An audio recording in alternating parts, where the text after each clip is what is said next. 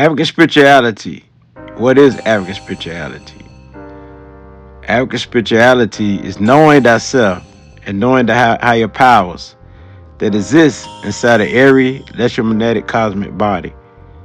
This powers of spirit or energy, it exists and lives in everyone internally, around us, and in everything, which means externally, which is the outside, the material.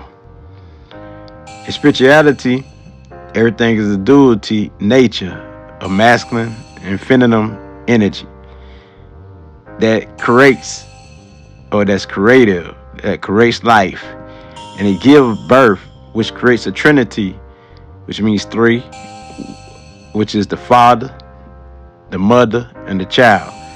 And everything revolves from that trio, because that three is one that creates many, which is poly. So that one, which is poly, is also many. So many is also one.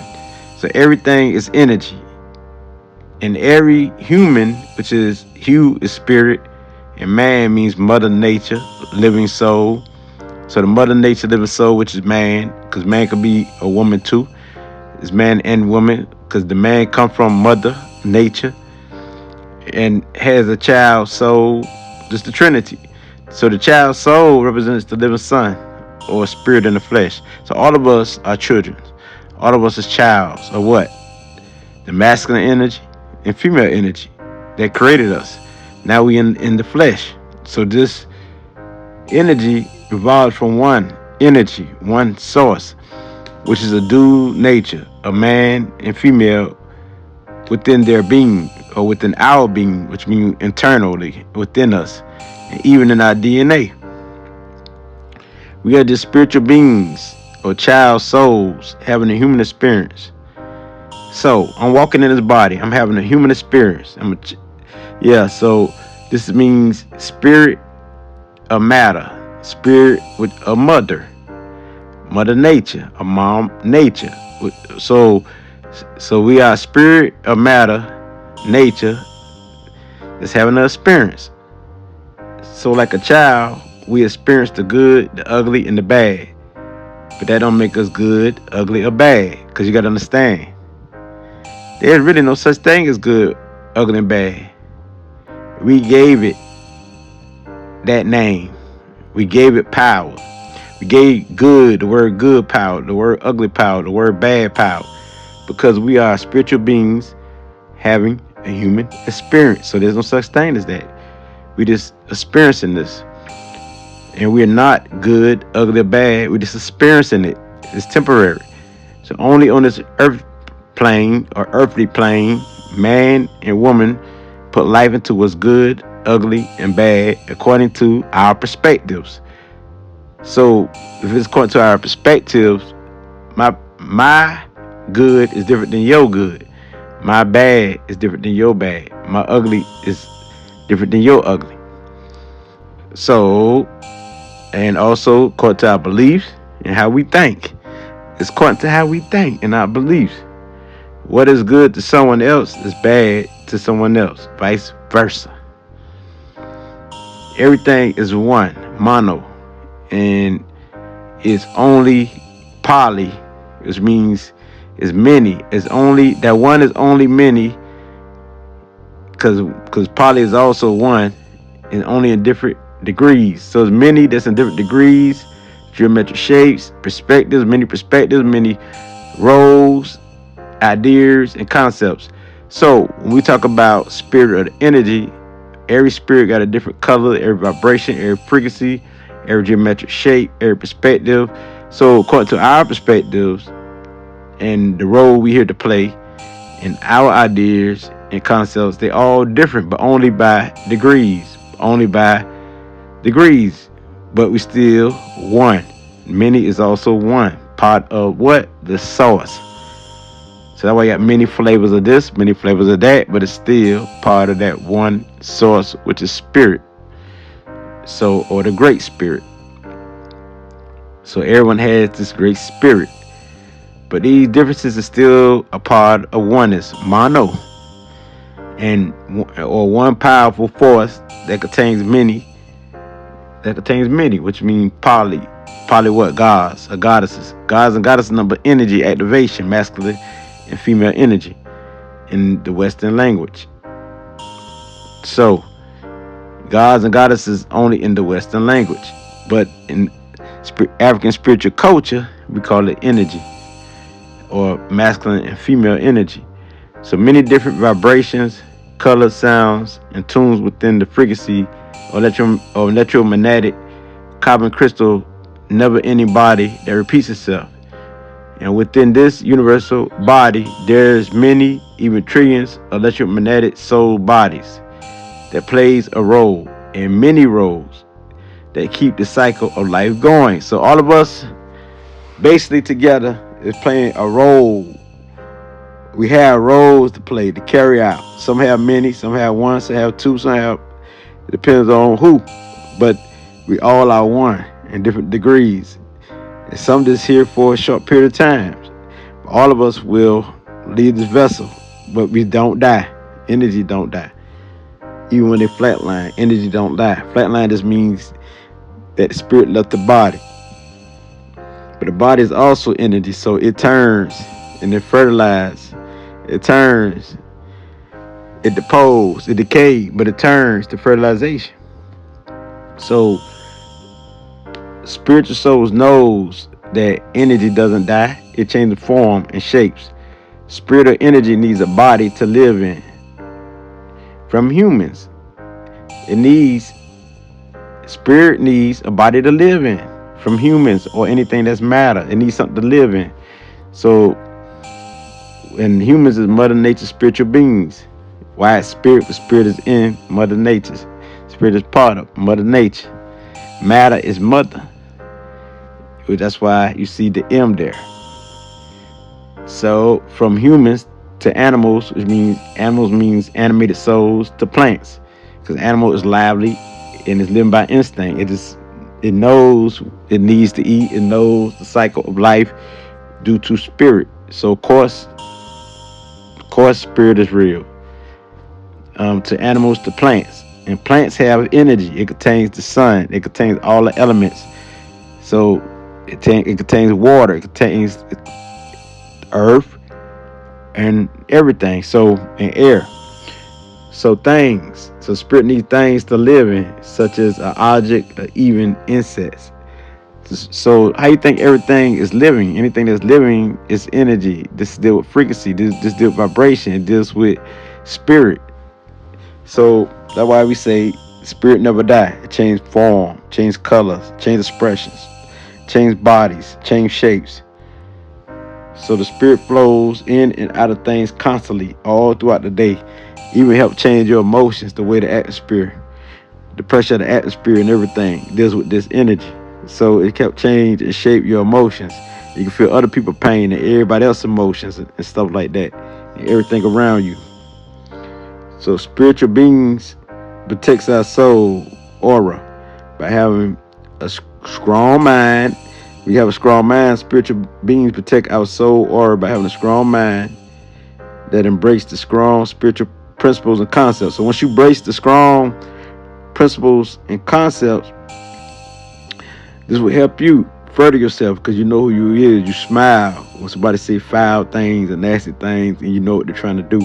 You just sit there like the ancestors did, like the statue, with the confident knowing, the smile, still sitting there, because you know who you are. When you know that self, you know nature, or you know God, because you feel it within you, and it's all around. You see it. You just know. You see things that other people don't see. You feel things that other people don't feel. You hear things that other people don't hear, and you just know things that other people don't know. So you are part of that same essence that you know. So spirituality is having one-on-one time with nature or God without needing a middleman or woman to talk to God. You don't need a pastor. You don't need a preacher. You don't need an E-man. You don't need nothing. You know what I mean? So once you activate this energy, this powers, it's in your DNA, all these ancestors. It's part of this great spirit. You tap into your powers. You tap into your gifts. You tap into your energy. So gifts is what help makes you. You need these gifts. These gifts helps you to do things that seems amazing, that seems so great, but it's naturally a part of you. So African spirituality is knowing the forces of nature within us and outside of us. It's all about learning to discipline ourselves and controlling the forces of nature of our mind and emotions. So once we control our mind, our emotions, master it, and find ways to use coping skills to cope, help our minds to cope, or go beyond coping skills to put it in check. But you need coping skills. Coping skills or putting it in check. You can go beyond coping skills.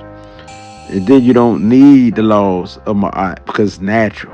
You will carry it out. The laws is mostly needed for those. Karma is only for those who stuck on the earthly plane.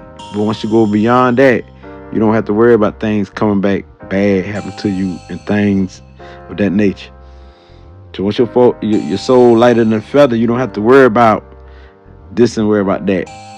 So this is why everything you do that wasn't good, you make payments, which means not payments far as you paying people, you make up for the things that you have done by doing what is good and great for others and for the soul. First yourself and change your thinking, change your ways. This is how you make up.